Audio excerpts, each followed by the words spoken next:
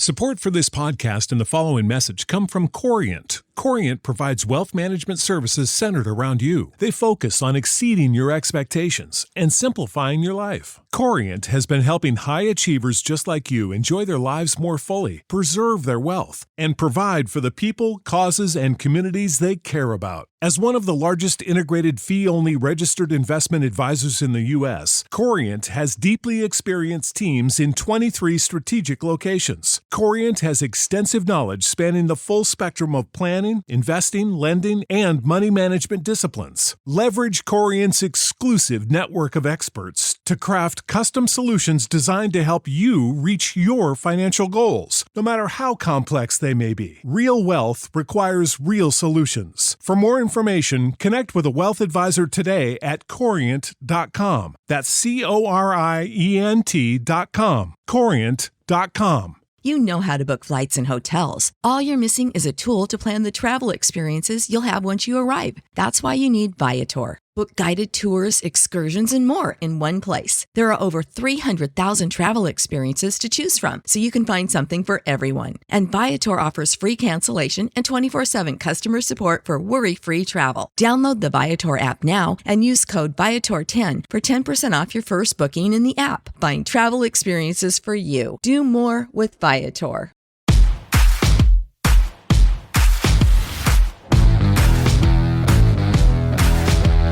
Welcome to the Dogs Podcast with your hosts, Blake Reneker, Justin Charles, and Josh All. What's up, Browns fans? Welcome back to another episode of the Dogs Podcast, live coming to you. First in-studio live podcast edition since we did the draft episode. I just wanted to give a shout out to everybody who's here with us on the second night of the draft, hung out with us for 4 hours basically doing the draft. We had DF and Devontae in the studio helping us out. That was a ton of fun. It's 4 hours live to do a draft episode, and we've done it now 4 years in a row, and it can be very tiring, and I don't want to sound like a giant vagine here, but it can be very tiring, like being on camera for 4 straight hours and like talking to people. But to me this year, it was like the fastest it went. I don't know if our picks were like spaced well apart and teams were moving quickly, but I got to the end and I was like, oh, that wasn't as bad as, it has been. I wasn't quite as fatigued. Yes. But yeah, we just want to, everybody who was here with us on draft night, we appreciate you guys being here, hanging out with us for the whole night.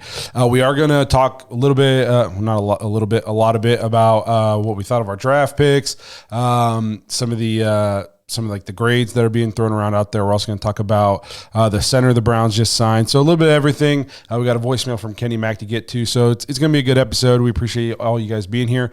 Before we get into everything, though, remember, if you want to leave a voicemail on the show like Kenny does all the time or an intro, head to thedogspodcast.com, tap leave voicemail on the drop-down menu. You'll also find the merch store there with a lot of our T-shirt designs. I think they're running a promo code right now, right? Yeah, it ends tomorrow. Oh, it ends tomorrow. So if you want to get shirts, what taking 25 or take 25. Take 25. Take 25. It gets you like $25 off of a $100 order. So go buy $100 worth of Dogs t-shirts and get them for $75. There you go. We got some pretty cool t-shirts on there. I got the new one on right here. That one's I like that. Yep. We got some pretty cool ones. So ask Andrew Jackson, Dog Pack member. He's got like 18 of our t-shirts that we give to him all for free. Where was I? Again, okay, if you're watching on YouTube, sorry, I got off track talking about all of our sweet merch. If you're watching right now on YouTube and you haven't, please subscribe. Please do so. Help us get to 10K before the start of the football season. That's a big goal of ours. We're really pushing to try to make that happen. Make sure you tap the notification bell so you don't miss any of the new content we're putting out throughout the entire offseason. You can also find us on all the major social media platforms at The Dogs Podcast. And you can also just listen to the show if you prefer at Apple, Spotify, and Google. Lastly, if you're looking for more Dogs content, head to jointhedogs.com, become an official Dog Pack member on the Patreon page. DF and Devontae, who are here with us on Draft Night, are Dog Pack members. Same with Kenny Mack. I almost forgot about giving him a shout out because I was thinking about the guys back there. Kenny Mack was sitting right here to my right for 4 hours after gallivanting across all of North America. Oh my gosh. He was in Canada or Ottawa to Detroit to here, or to like Cleveland, down here to New Philly, back up to Toronto, and then finally back to Ottawa. The dude, he was just like all around North America. He's a machine. Yes. So he does it for the Browns. He's diehard. So didn't want to forget to give him a shout out. Andy found his packages. Yeah, No kidding. that was Wow. that was a blessing. Yeah, Was it you when we got in his car to go grab a beer before the live show, and you said, "Hey, what'd you do? Fly down here?" Yeah. I did say that. We're in his car. Yeah. So, I did do that. That was fun. The Dog Pack's a good time. You get an extra episode every week. You get access to the private Discord. We got video game threads. We got smoking meats threads. Yeah. We got all kinds of threads. Any meat thread you can think of, it's probably in there. So if you want to hang out with us, hang out with cool Browns fans from all over, check out jointhedogs.com to become an official Dog Pack member. So before we get into the draft, the bulk of the episode, we wanted to just kind of talk to you guys. What do you guys think about Browns signing center Brian Allen? He was with the Rams, started 32 games. He was a starter in a Super Bowl win. So he's already got one over on the Bengals, so that's nice. He's a Pro Bowl alternate just a couple years ago in 2021. What do you guys think of the signing? I guess like just the first thing I took out of it when I saw the news was, man, they don't want to risk the same thing that happened last year. That's what I took away from it. We had so many injuries at so many different positions. Posick was out, so to me, I took this is just more depth. And then it's not even just like a body. You know what I mean? This is a guy he's bringing like Super Bowl pedigree, another guy that has championship, mentality to the team. So I loved it. And I'm guessing, you're not paying this dude a ton of money. You know what I mean? So if, God forbid, there's an injury to Posick, this guy can slide in. And I liked it. It's a good pick. I mean, you got to remember, when Posick came in here, he was signed just to be a depth piece. Correct. Because Nick Harris was going to be the starter. He goes down, was it the first play of the preseason? Preseason, yep. And then Posick comes in and just does nothing but get graded the third best center in the league that year, and then gets extended. Now he's the starting center. So I never let any of these be underestimated, in my opinion. I mean, right. Brian Allen could be a very crucial piece to the offensive line this season, depending on how things go. We don't know, but even if he is just a backup depth piece, that's a great one to have. Yep. Well, and we talked about needing to add quality depth on the offensive line. Yep. The depth really got tested last year. Yeah. We're playing with guys who maybe shouldn't even be on an active game day roster at tackles and stuff like that. I think it was 2 years ago, or was it last year? I can't remember, where our center was like a 4-string guard for a couple games. I can't remember. That was 22. Okay, yep. So Freeholt or whatever his name was. So you can't ever it's never bad to add quality depth. It's not just about having guys. It's about having guys that if their number's called, they can still go in and perform. You want your backup. He might not be able to play at a consistently high level like an everyday starter, but your backup, it shouldn't be a drop-off. It shouldn't be, this is our starter, and next guy off the bench is a practice squad player. Right. Yep. You know what I mean? It should be a guy who can still come in and give you solid. He can come in and spot start for you a couple games a year if he needs to, or something like that. And it's not going to be a huge drop off from the starter. He's maybe not as consistently great, but he can still play at a high level in spurts. And I mean, the guy he's only a couple years removed from being a Pro Bowl alternate, starting for a Super Bowl team that ran the ball well, by the way. So to me, it's a very, very good signing by the Browns. And I think you saw with this offseason, in this free agency, and we're going to get into the draft, is it wasn't even so much about fixing the team now or the core now. It was depth and future. Yes. Yeah, exactly. Completely agree. You know what I mean? So I think it's a great signing by the Browns to get a guy who's been in the league, played in a Super Bowl, all that good stuff. Well, this is what having good consistency, in your front office and your coaching staff and all that stuff gives you the luxury of being able to do, is learn from your freaking mistakes, or learn from things, not even a mistake. Like last year, okay, we had injuries. That's not a mistake, but it's something that happened. But you have the same front office coming back saying, okay, let's address it so that if we run into this situation again, now we know how to handle it better and all that kind of stuff. Because, the first year we saw them go hard after the offensive line. Yep. And then it was hard after the defense. This front office, they're not perfect. No front office is perfect. Right. But this is what Browns fans are not used to, having consistency, where it's, hey, this is what we tried before. It didn't work. Now we're trying something different, and this is working. And it's this is cool. I just love what they're doing right now. That's agreed. So we'll kind of move into the draft. We'll segue into the draft here. Before we do that, we wanted to play a voicemail from Kenny Mack. Yo, guys, what a time in the studio. I love the picks that we had. I mean, comparing Hall to John Randall was great. Barry said that on his press conference. Getting Zinter where we got him, I mean, great value. Unfortunately, broke his leg, but it was a plus for us. To get into the other picks, though, I want to hear what you guys thought. I love Jamari Thrash. He's got the two things I said. Runs the route tree, flexible hips, in and out of his breaks. Watson, SEC, defensive MVP. You can't go wrong. The last guy that we got was Juwan Briggs. I mean, he was a freak. I think his RAS score was pretty high. The only one I didn't get was Miles Harden. I like what I read about him, but I would have went Jakeem Bell at tight end because the guy can play multiple positions, even played halfback at Florida State, and he went about 5 to 10 picks later. But give me your thoughts, boys. Cheers. Well, a quick thought on Jakeem Bell not being drafted over Miles Harden.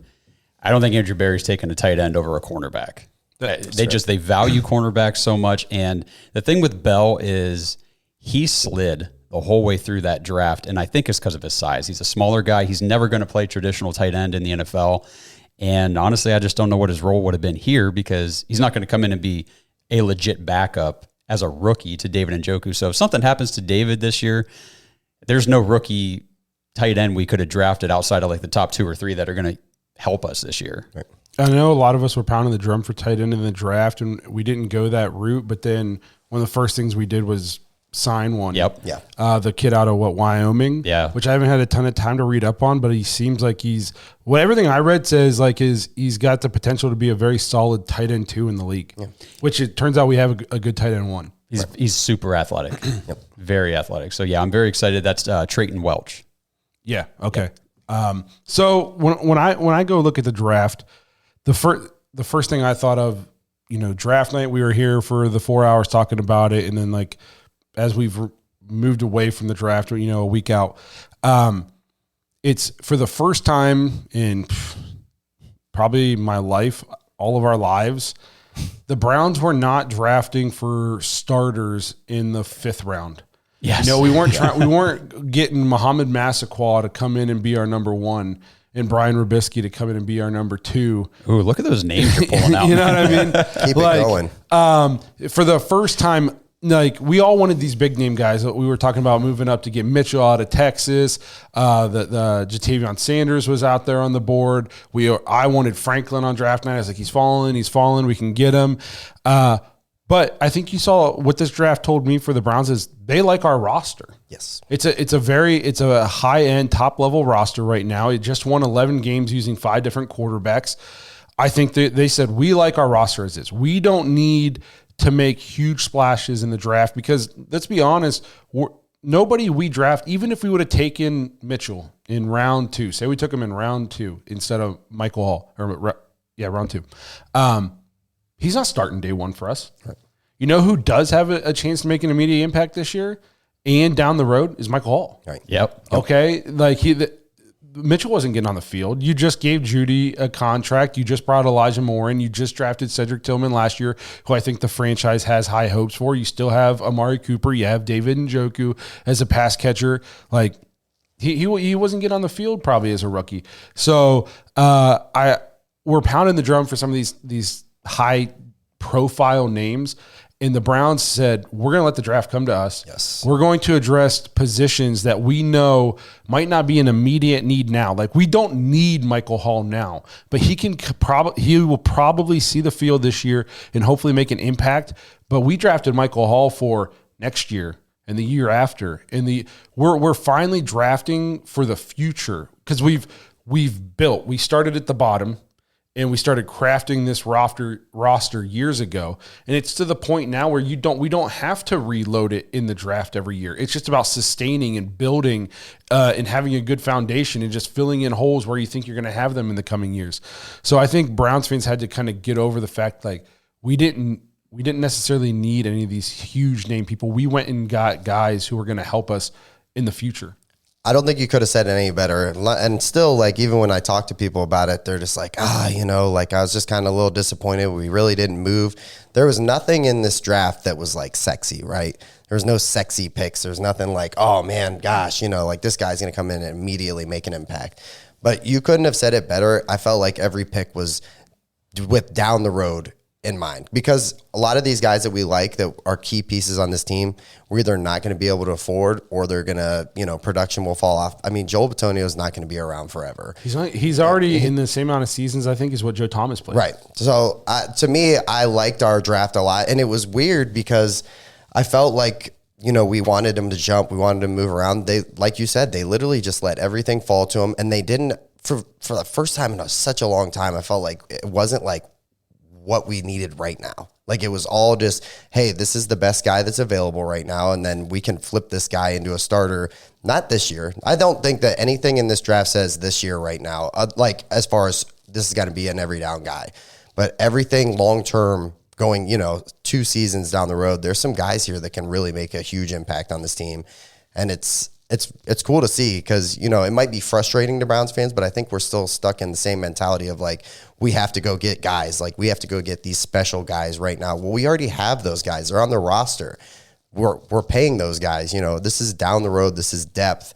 If we have the same kind of injury history that we had last year, these guys will get meaningful time, but like, it's so relieving just seeing us being able to build now. When you go and you look at like the very high level successful teams in the NFL, like the Baltimore Ravens, they never move. No. Yeah, they just sit and just let everybody else trip over themselves and give up tons and do all this stuff. And then at the end of the draft, you're like, how'd they end up with these 3 guys? Yep. They just Eagles do the same thing. Yes. Who does? Eagles. They're aggressive. I do like how aggressive Howie is though. Like if Howie's not afraid to sit, like he'll go and attack some. Well, they did move up in front of the Browns in round 5 to get Jeremiah Trotter Jr., yeah. which I thought was interesting. Yes. But the fact, actually, that's a good segue, because I know you said this draft wasn't sexy, and Blake, you said, the guy who probably has the most chance to make an immediate impact is Michael Hall, and I agree. But, we didn't get Jeremiah Trotter there in the 5th, and we got Nathaniel Bookie Watson in the 6th round. And I think this guy's got a chance to contribute big time in year 1. I really do. Yeah. Just from what I've watched, now it's not a ton, you know what I mean? Like when you're watching these highlight tapes of these guys, they're not going to show you the bad stuff. But like I feel like he's very good at just ball hawking, going to the ball. You know what I mean? Like, and the big weaknesses that I saw from him, like what people would say is like, he's not great in coverage. Well, that's not his role. You know what I mean? Yeah. We need him to stop the run. That's like for years now, that's been like one of our biggest gripes. We're just like average running backs can absolutely dominate against us.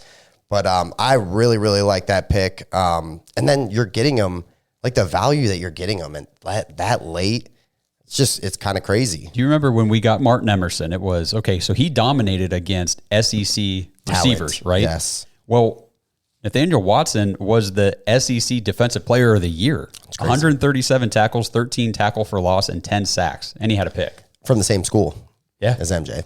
Yeah. And that's not just like a one-off. The year before, it was 113 tackles, 12 tackle for loss, 6 sacks. Yep. Here he dominated competition in the conference that everybody says is the best conference in college football. Exactly. You know what I mean? And so he was the SEC Defensive Player of the Year. I mean, it's like you said, to get him as late as we got him, and he's maybe not one of these like new hybrid linebackers, sideline to sideline, but like you said, he's gonna between the tackles, he will stuff the run. We have a sideline to sideline guy. Mm-hmm. Yes, we exactly. have JOK. We have safeties who can come down and play in the box like Grant Delpit and D'Anthony Bell. We have, you know what I mean? We have those people who are athletic enough to do that. We want to free JOK up to do that kind of stuff. We don't want JOK sitting behind, 4 yards from the guard with a 310-pound guard coming to the second level to chip on him, and he's got to make the most athletic moves he's ever seen in your life to get around these blocks to try to tackle a running back who then probably weighs 20 pounds more than him. Like, we want JOK freed up to do all this creative blitzing and coverage and sideline to sideline stuff. This guy allows him to be free to do that kind of stuff. And I like how big he is. He's durable. Like you said, over 100 tackles, multiple seasons. It wasn't a one-off. Like significant missed time for injury in his last 2 seasons, at least. I didn't look back further. 21, he didn't. I don't think he missed any time. He had 83 tackles. Yeah. So to me, that like you got the SEC Defensive Player of the Year in the 6th round. Yes. And you were able to do that because he plays at a position that the league is it's like the running back of the defense, where people might undervalue it, but if you have a good one, it makes a difference. Like people undervalue running backs, but look how nice it is having Nick Chubb. Yeah. When you didn't have Nick Chubb last year, what happened? So you might not value middle linebacker like we did 10 years ago, 15 years ago, but when you have a really, really good one, it makes a difference on your defense. Yep. This episode is brought to you by Omaha Steaks. Browns fans, Mother's Day is coming up, and if you are having a cookout or a get-together with friends and family and whatever, you want to make sure you have the best food available, and that's Omaha Steaks. Head to omahasteaks.com/dogs right now. They're doing their spring sale, 50% off site-wide. Plus, you know it, you get $30 off your order when you use promo code DAWGS, DAWGS, when you check out. Get all the good stuff for Mother's Day. Grill out some steaks, burgers, chicken, jumbo franks, brats. They've got seafood. They've got appetizers. They've got desserts. They even have wine. Everything you need for a great Mother's Day cookout or just any cookout this spring. Make sure you get it from Omaha Steaks. They've got the best stuff and the best prices. This is a great deal. You cannot get better food for this deal in the stores. The stores are just screwing us right now. This is awesome. Take advantage. I've been promoting Omaha Steaks for like 3 or 4 years now because I love them. I buy their stuff all the time. The freezer always has Omaha Steaks. I don't even know what's in there half the time. We just pull it out and start eating because it's so good. Give it a try if you haven't, and if you already have, you know how great it is. Get ready for Mother's Day with Omaha Steaks at omahasteaks.com/dogs. 50% off site-wide during the annual spring sale, and get that extra $30 off with promo code DAWGS when you check out. Minimum order may apply. This episode is brought to you by Baden Sports. Browns fans, Baden Sports is your one-stop shop for all your athletic gear. Baden started out perfecting and manufacturing the best balls in the business. Yeah, if that sounded dirty, that's more about your mind than my words. But hey, it's true. Baseballs, softballs, footballs, basketballs, volleyballs, soccer balls, you name it, and Baden has engineered the highest standard sports balls available. And now they offer more than just sports balls. If you got kids playing baseball or softball, Baden has batting gloves and bats to go along with both game balls and training balls. If you're into basketball, Baden makes basketball specifically for indoor or outdoor use. Heck, Baden even has all the equipment you need for pickleball, which is one sport that I hear everyone is playing, and yet I still never have. And I need to fix that soon. But don't miss the backyard game section of Baden's website, where you can order everything you need for this upcoming outdoor season. Pool balls, backyard volleyball nets, croquet, bocce, horseshoes, cornhole, and more. Right now, you can get 10% off your entire order at Baden Sports, BADEN sports.com/dogs, DAWGS, and use promo code DAWGS when you check out. That's 10% off all the top quality sporting gear you need this season. BadenSports.com/dogs. Without the ones like you, who work tirelessly to keep things running, everything would suddenly stop. Hospitals, factories, schools, and power plants, they all depend on you. No matter the weather, emergency, or time of day, you're the ones who get it done. At Grainger, we're here for you with professional-grade industrial supplies. Count on real-time product availability and fast delivery. Call, clickgrainger.com, or just stop by. Grainger, for the ones who get it done. I know I've seen some people talk about, I guess we can kind of go a little bit through the picks. Mm-hmm. Michael Hall, I'm never going to complain about drafting an Ohio State player, a good Ohio State player. Right. I didn't like when we did, like I already threw this name out once, but we just drafted. It's like we drafted Brian Robisky because it's like, oh, we suck. Let's just He's there. Let's just take this guy out of Ohio State so the fans will be happy, so they don't remember that we won 2 games the last 3 years or whatever. But I think he has a chance. He's going to be one of these guys I think has a chance to be better in the pros than he even was in college. Mm-hmm. Ohio State's defense the last few years has just been, as a whole, like not great. And it's been, we've switched defensive coordinators. I think practices at Ohio State are maybe a little soft at times. Like Ohio State's a little bit finesse, okay? But I've been watching some Jake Burns stuff about Michael Hall. And he says, like, his swim move is insane. he makes linemen miss, like just whiff frequently with his swim move. He said reminds him a lot of Chris Jones. Yeah, well, he had the second highest pressure rate of defensive tackles in the nation last year. So, I mean, that kind of stuff. Now, I know the counting stats, obviously. He didn't have a ton of sacks, a ton of tackles, but he wasn't even used that much, was he? I mean, he wasn't like a full-time player.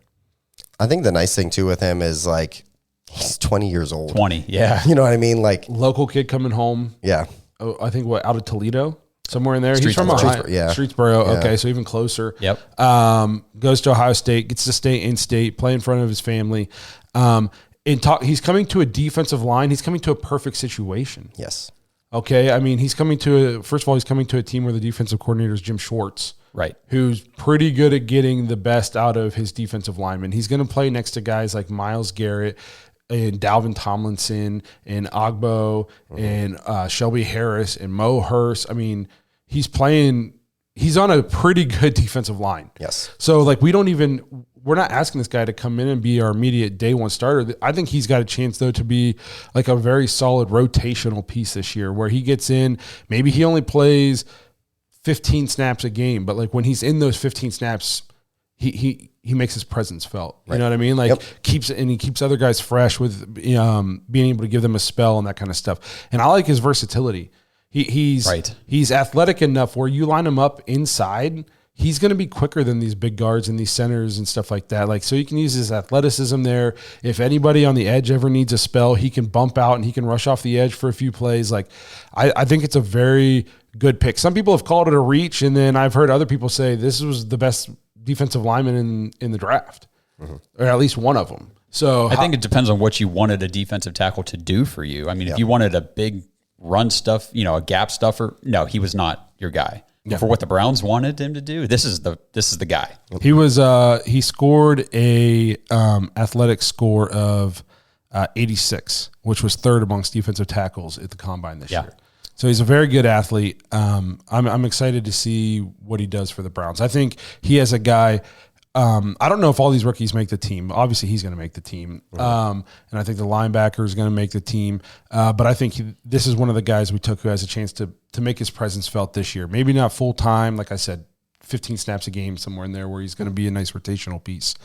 Then we move in. I think it's really funny that we take Zach Zinter. Yep. The guy who Michael Hall fell on and broke his leg. Yes. And honestly, if Michael Hall doesn't fall on him and break his leg, the Browns probably have no chance of drafting him. We were saying that before you got here. There's no way we get him in the third round. Right. No, I mean, this guy. Late third round. Yeah. This dude was like he was the best guard in the country until the injury. A 4-year starter. Yeah. And what I saw, like, his stats were insane in Michigan.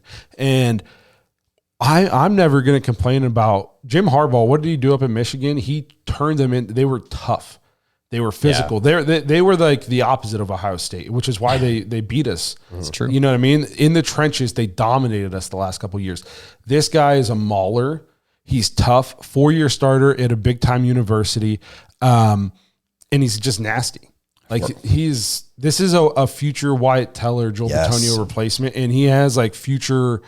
Like, the sky's the limit for this guy. As long as he comes back from his injury, which by all accounts he will. Yeah. So, I think the sky's the limit for this guy. All of college at right guard. Yep. So I really do think that, we already talked about Wyatt Teller and his contract situation, and Zach Zinter could easily be the Browns starting right guard next year. That gives him a whole year now to get acclimated to the NFL, get up to speed, kind of learn the ropes of the league versus college, continue to recover from the leg injury, and then next year he's the guy. And I really think that he can be that guy. Perfectly said. That you literally said what I was thinking, just as far as like you let him sit this year and then you have a starter going into next year, a guy that can step in. And I think he's going to be very good. This honestly, like, people are like in love with the pick, but like, this is one of my favorite picks for the Browns. Yeah. Like, I think this probably is my favorite pick of the draft. Because we needed the depth. The last 2 years, he's first team All Big Ten, and this past year he was voted as a unanimous All American. I mean, he's coming out of the Big Ten. Yeah, like that's a good conference to get linemen from. He played for the university. They won the national championship. And they did it running the ball. Yeah, exactly. So yes, this was a very, very good pick, I think. And it was one of those deals where Franklin was on the board, and we were like, Browns are going to get him. and then we went guard. And so maybe like the people, including myself, like, but it wasn't like the Newsome Bateman thing where I was like, and I was pissed until like 3 days later. It was like oh man, this guy's really good. Yeah. You know what I mean? It's not sexy. Yeah. It's just not sexy. Exactly. You know? So great pick by the Browns, in my opinion. Then we move to the 5th round, take wide receiver Jamari Thrash. I know Josh has looked into this guy a lot. Everything I can tell about this guy, and it hasn't been, I haven't looked a ton, is he's just kind of like a savage in terms of like, he doesn't take shit from anybody. Yeah. And he runs like Kenny said in the voicemail, his route tree. If you can find a guy in college who can run the full route tree, that's like, it's almost rare, because a lot of times these colleges and these spread offenses, they're finding a guy who's a freak athlete or very fast, and that's what he's doing almost every play. He's running the same 2 routes a game, 3 routes, and then they're getting him the ball in space and then just letting him use his athleticism. Well, that doesn't work in the NFL. You got to be able to run routes and run them well, and we're getting a guy who's seems like he's more polished than a lot of rookies coming into the league in terms of their route running. So I'm excited to see what he can do. He's more polished. He's a little older. So, I mean, he's had a little more experience. And his football IQ, from all accounts, is everybody raves about it. Like, he just knows where to be and how to get open and what his quarterback's expecting of him. And from what I've read from scouts, they say if you run an offense that requires precision route running and timing and rhythm from your receivers, Jamari Thrash is your guy. We said, that kind of sounds like the Browns' offense. Sounds like the Browns, yeah. Yeah. I mean, we'll see. You know, new offense coordinator. Who knows? Now, and like I've been saying, I don't think that this is a guy who's going to come in here and get a ton of snaps and a ton of targets and stuff this season. But I think the Browns are looking. We talked about we need to look ahead. Like next year, we're wide receivers a little iffy. Yep. Well, this guy could develop into like a solid wide receiver 3 for the Browns over the, you know, kind of like, and I'm not saying they're the same type of player, but think about the role Tyler Boyd played for Cincinnati for several years. You know, where he's not your top alpha dog or anything, but he's always where he needs to be. Yep. If you need to move the chains. Yep. No, I agree. I think he has a high, I think it's like a medium floor, but not low ceiling. Yeah, I agree. And not low floor, medium ceiling. I don't think this guy's going to come in and be, Stephon Diggs, but I don't think he's going to be a scrub. I think he has a chance, like you said, to just be like a very solid for a 5th round pick, wide receiver on your team. Yeah, I mean, think about like DPJ was a 6th round pick and he contributed very well. You know, Hollywood Higgins, kind of late round guy who ended up carving out a nice role on the offense. I think Jamari Thrash can do the same thing. And what I was reading today is that at Georgia Tech, where he played before he went to Louisville, he was actually used as the outside X receiver. Interesting. Predominantly. And then he came to Louisville and they used him more as like the Z or the slot receiver. So he's got versatility. So when you say like he can run the routes, he can run them from all 3 positions on the field. I think that versatility probably really caught the Browns' eye. And I know he had some drop issues. And I know you put out something about how his drops were there before and after the hand injury. I'm curious, did he have drop issues at Georgia State? Is it followed him his whole career, or was it just when I'd he have got to go back and look. I'm pretty sure what I was reading was that they did, or at least the year before he had drop issues there. But to confirm, I would have to go back and look. I don't want to say for sure. You'd like to think you get him up here and you get a wide receiver coach with him and he sits on the jugs machine for an hour every day. You know what I mean? Like, you can take care of that problem. I mean, he's not the first guy that everybody said, hey, this guy can't catch stuff. And then people said Jamar Chase couldn't catch for a while. Or David Njoku. Yeah. David Njoku, everybody, that was the thing. Oh, man, drops everything, blah, blah, blah. And I was watching some tape on him, and it seemed like drops were more of a focus thing, like a lack of concentration, or like, you know, he was looking to see where a defender was to make a move before he had secured the catch. And I said this in the episode the other day. There was one clip, he broke a route off to the corner of the end zone, wide open, totally shook his defender. Quarterback put it right in his hands, and he went to, I could tell he looked down to see if his toes were in, and he double caught the ball. He had to, instead of just catching it. So just stuff like that. I think it's more of secure the ball than make the next move. I want to give a shout out to James McGee, just became a YouTube Dog Pack member. Plus, all right, what James. up, brother? Thank you, James. We appreciate your support. If you guys aren't YouTube members, we literally never mention this because I forget it exists. But I think, what is it? Is it 99 cents? 99 cents a month. That's it. It's 99, not even $1, and you can become a YouTube member, help support the show. You get the cool Browns emojis and all that good stuff. So Sweet. We appreciate your support. And yeah, it's less than $12 a year, and It goes a long way for the show. So we appreciate that, guys. I literally always forget to mention that that's an option. Oh, I got to shout out Nicholas in the chat too. He says, watching Njoku carry 3 Ravens defenders for 15 yards was a sight to behold. And that's because Aaron Butler's in the chat. So that was wonderful. I seen you, Aaron. I seen you in there chirping. All right, so we've got, about 10 minutes to go. We've already talked about Bookie Watson, so I don't think we need to. No, I agree. We don't. I was just going to jump straight to the D tackle, 7th round pick, Juwan Briggs. Well, do you want to talk about Miles Harden first? We already kind of talked about him. He's a corner. Okay, that's fair. I know a lot of people are saying they don't think Miles Harden's really going to make the team or anything. I strongly disagree. I think that this kid is very physical. He's a good run defender, and he plays the slot corner position very well. So you got to think. So he could be replacing. Who's the corners right now? So it would be the top 3, and then you'd have Cam Mitchell and Miles Harden as your 5th. Mm-hmm. And then if you do keep a 6th one, it's either going to be, it's probably be Tony Brown? Justin Hardy, I saw some people talking about him. He's only played like a couple defensive snaps his entire career. I know he's listed as a cornerback, but he's not going to play corner. So yeah, we'll see. They got him late. I think it's going to be tough for. We'll see. I think it's going to be tough for a 7th round draft pick to make this roster because they're going to have to make some hard decisions elsewhere too. Because like defensive line, if you want to keep Mo Hurst, Shelby Harris, Ika, Hall, you're going to be carrying an extra defensive line. You're going to have to skimp somewhere else. No, you're right. So we'll see. It'll be tough. Like I think like this next guy we're going to talk about, Briggs, he's got a tough. Like it's going to be an uphill climb for him to make the team. I think so too. I think that now this could be a guy that could get put on the practice squad for a year or two, and kind of develop. Maybe he gets brought up next year when some of these 1-year guys are gone. I feel like we do this every year too, because we look at the roster and we go, man, not a lot of holes. Like not a lot. There, like when you start breaking it down to get down to the final cut roster type deal, you're like, some guys that we really like are probably getting cut, or you know what I mean. So, and you got to think too, like even if you got your roster cut downs, and then other teams cut other good players. You might sneak in and get what I mean? So like, but what's crazy about this guy is Myles Garrett might be the 2nd biggest lineman on our team now. This dude's this dude's huge. Yeah, he is. He's ginormous. So he's got that going for him. He's a mountain of man. But we'll see what happens. He did play. He transferred to Cincinnati in 2021. He recorded 130 tackles, 14.5 sacks, 14.5 tackles for a loss, 8 sacks. He's a team captain. The only thing that, he was all Big 12, honorable mention. And I just feel like that's not necessarily a stacked defensive conference. And he's better than me. No, I think he's a big, strong dude. The Browns met with him in the pre-draft process. So apparently they like what they saw. They probably liked how he interviewed, probably thought he was a good guy to just bring onto the team. And like I said, probably practice squad would be my guess. At this point, hopefully he's good enough to stick around. And hey, if he challenges guys like Ika or anybody that's already kind of locked into a roster spot, that's just better for us. Yep.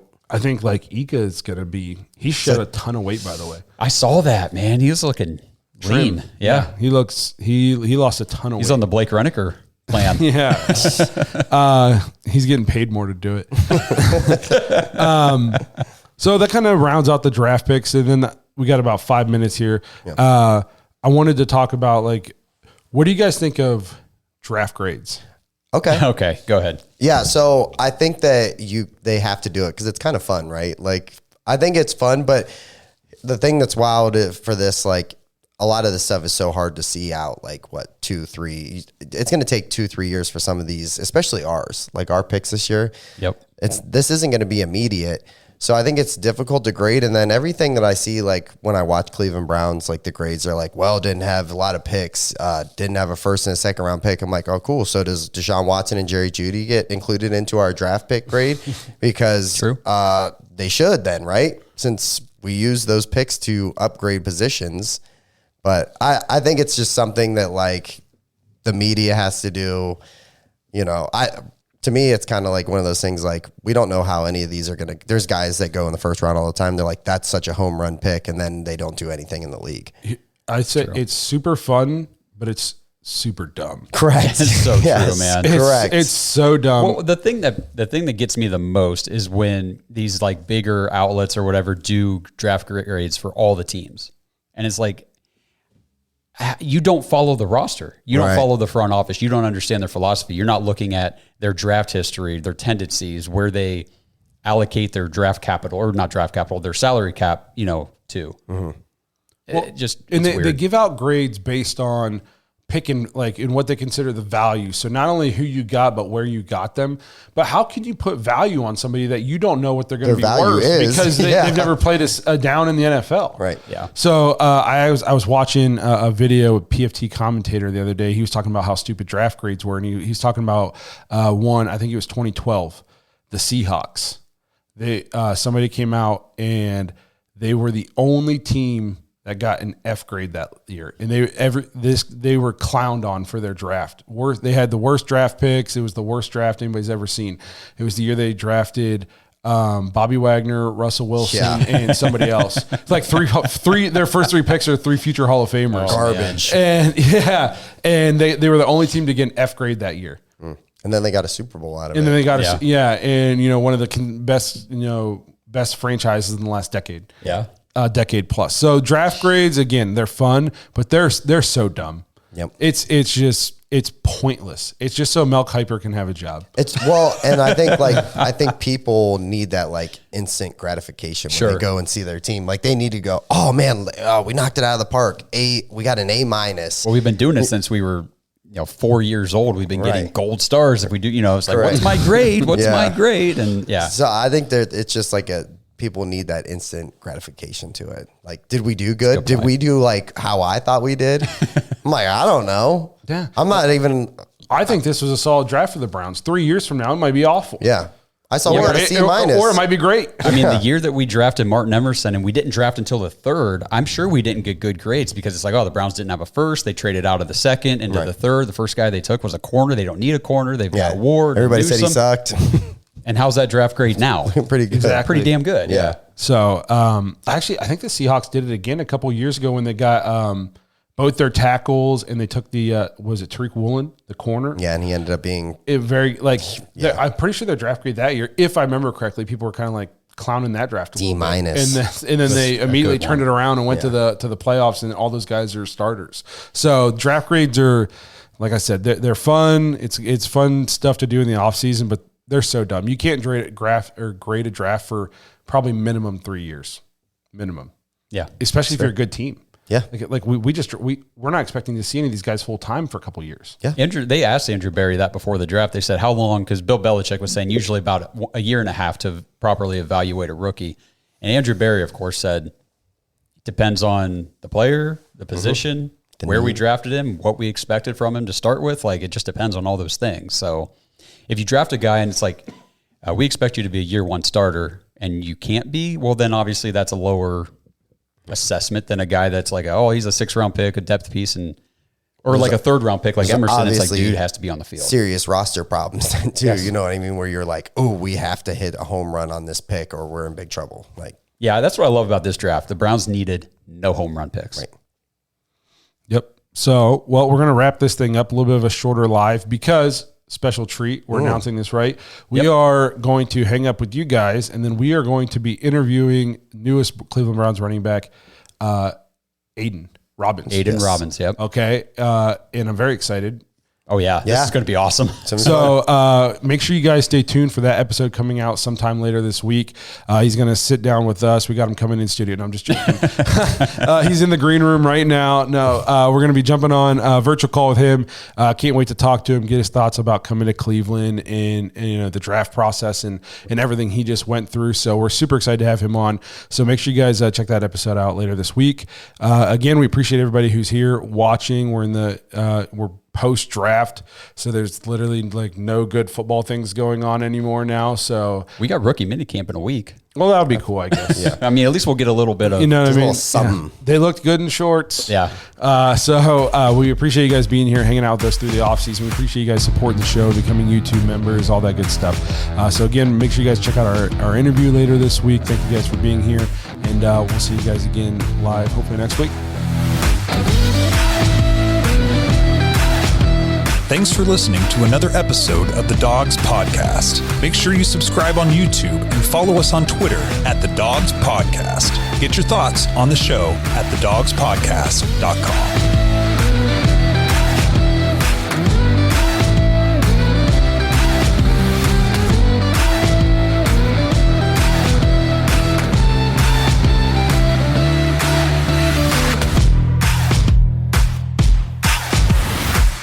This episode is brought to you by Danger Coffee. Browns fans, we talk about how Danger Coffee is made free from mold toxins that are in 45% of the world's coffee, but that's not all that Danger Coffee has to offer. Mineral and nutrient deficiencies are a big deal. They make you feel sick, tired, stressed, and they can give you brain fog. These deficiencies negatively affect your immune system, your digestion, sleep, metabolism. Have you ever wondered why you get an initial burst from your coffee, but then you get that little crash not long after?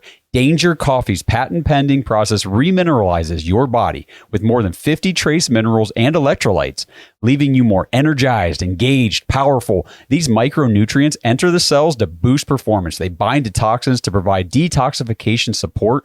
I know that sounds like a lot, but the bottom line, guys, is minerals matter, and most of us really don't get enough of them on a daily basis. Danger Coffee delivers micronutrients, plus it gives you access to the minerals you already have. Head to dangercoffee.com, use our code DOGS, DAWGS, for 10% off your order, and that code can be used over and over, so you get 10% off every order you make using code DOGS. It's time to start every day off with a cup of coffee that gets you going and actually keeps you going. dangercoffee.com, code DOGS. For the ones who work hard to ensure their crew can always go the extra mile, and the ones who get in early so everyone can go home on time, there's Grainger, offering professional-grade supplies backed by product experts so you can quickly and easily find what you need. Plus, you can count on access to a committed team ready to go the extra mile for you. Call, click Grainger.com, or just stop by. Grainger, for the ones who get it done.